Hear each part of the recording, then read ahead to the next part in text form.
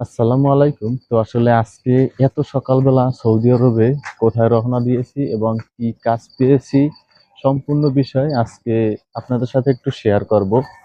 সর্বপ্রথম দেখাইতেছি ওই যে ওই দিক থেকে আমি রওনা দিয়েছি এই দিকে। হয়তোবা দেখতে পারেন হালকা হালকা মানে পরিষ্কার হয়েছে। এখন পর্যন্ত কিন্তু অনেক জায়গায় সৌদি আরবে মানে লাইট ওই যে এখনো জ্বলতেছে মানে বাসাবাড়ির লাইট গুলো। তো যাই হোক, আমি এখন এই মুহূর্তে ওইদিকে যাব। আর যাব কি জন্য?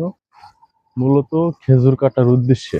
আমার হাতে কিন্তু ছোট্ট একটি ব্যাগ আছে, দেখতে পারেন। এটার ভিতরে একটি গামছা এবং একটি মানি ব্যাগ।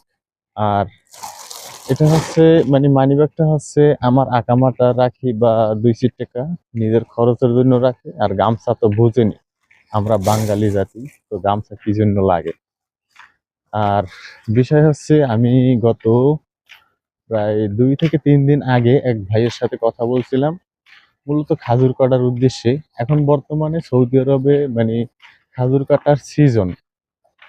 তো আসলে কি মানে কি বলবো, কার্টুনে কাটতে গেলে অনেক মানে কষ্ট, কিন্তু বিনিময়ে টাকা কম। এই জন্য মানে প্রায় 2 থেকে 3 দিন আমি বইসাও রয়েছি। মূলত গাছ চুক্তিতে কাটতে চাইছি।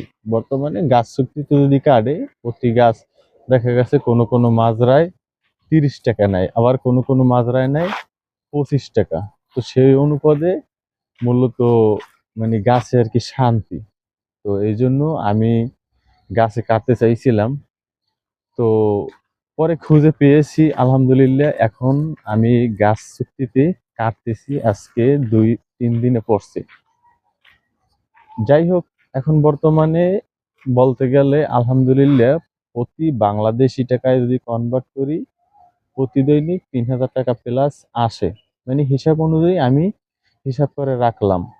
হয়তোবা এখন পর্যন্ত টাকাটা পাবো না, পাবো খাজুর কাটার সর্বশেষে। আর সব জায়গায় এরকমের সর্বশেষে পায়। আর যারা কাঠন চুক্তিতে কাটে তাদের একটু কম পড়ে। কোনো কোনো দিন 30 টাকা, 20 টাকা, আবার 60 টাকা, 100 টাকা, আবার 150 টাকাও পড়ে। মানে অ্যাভারেজে 70 থেকে 80 টাকার বেশি পড়ে না। কারণ আমি গত বছর খাজুর কাটছিলাম, সেই জন্য আমি বুঝতে পারছি বা বলতে পারি। যাই হোক, তো আলহামদুলিল্লাহ এক জায়গায় কাজ পেয়েছি বা করতেছি। জানি না কতদিন হয় খাজুর কাটার, আল্লাহ মাহফুজ জানে। হয়তো যতদিন করতে পারি তো ভালো। আর এই খাজুর কাটায় ভাই এতটা কষ্ট, মানে কি বলবো, যেখানে রাত 12টা 1টার সময় ঘুমাইতাম সেখানে এখন ঘুমাই মানে গিয়ে খাবার খেয়ে শুয়ে পড়ি, ঘুম পড়ি, মানে এমন অবস্থা। আর বিশেষ করে আমি এখন বর্তমানে মানে কিছু কিছু গাছে উঠি, মানে গাছ বাইতেছি এক কথায়। এই জন্য আরো একটু বেশি কষ্ট হয়। যাই হোক, আল্লাহ তাআলা মিলিয়ে দিয়েছে, কষ্ট হলেও আমার কোনো মানে দুঃখ নাই। কারণ কাজকর্ম পাওয়াটাই বড় দায়, এইটা হচ্ছে সব থেকে বড় কথা। এরপরে আরেক জায়গায় কথা বলছিলাম, সেখানে হয়তো জানি না, খেজুর কাটার পরে সম্ভবত যাব। সেখানে হচ্ছে মদিনা মানে আরামকোর সর্বশেষে মানে কাজ যে ফালাইয়া রাখে ওইগুলো সবকিছু তারতিব করবে, গুছাইবে এই জন্য। তো আসলে আমি দাঁড়িয়েছিলাম কি জন্য, হয়তো লক্ষ্য করলে ওই দিকটা মানে একদম শেষ প্রান্তে একটি গাড়ি, ওই গাড়িটার জন্য এখানে একটু দাঁড়িয়ে কথা বললাম। যাই হোক, এখন আবার যাইতেছি।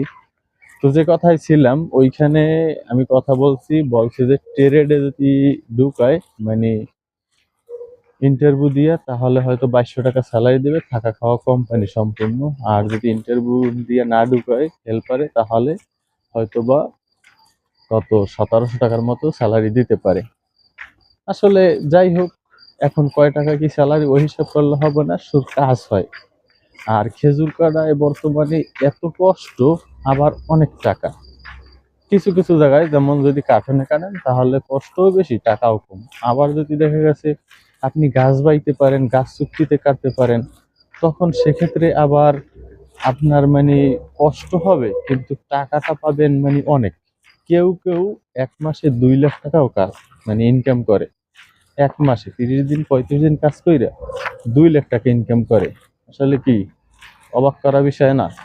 মানে অনেক কষ্ট, আবার টাকাও। আর যারা মুদির তাদের তো কোনো কথাই নেই। তারা তো এই মাসে দেখা গেছে 4 লাখ 5 লাখ টাকা ইনকাম করবে। তবে সর্বনিম্ন দেখা গেছে যদি কন্টিনিউ কাজ করে, কার্টুন হোক বা মানে গাছ চুক্তিতে হোক, মোটামুটি দেখা গেছে বাংলাদেশি 70 থেকে 80 হাজার টাকার মতো পাইবে। যাই হোক, আসলে কষ্ট করলে কেষ্ট মেলে, এটাই বাস্তবতা। সৌদি আরবে যদি একদিন বসে থাকে তাহলেই লস। মানে আপনার থাকা তো, রুম ভাড়া দিতে হবে, খানা দিতে হবে, নিজের খরচ। আর যদি কাজে যান দেখেন, তাহলে কি থাকার টাকা লাগলো না, মানে থাকার টাকা যা আসবে মানে কাজ থেকে আসবে, খানার টাকা লাগবে না। এরপরে প্রতি মাসে স্যালারিও পাবেন বা প্রতিদিন কাজ করলে টাকাও পাবেন। মূলত বসে থাকলেই লস, এইটাই বাস্তবতা।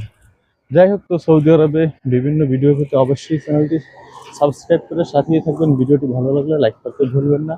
ধন্যবাদ, ভালো থাকুন, সুস্থ থাকুন, আল্লাহ হাফেজ।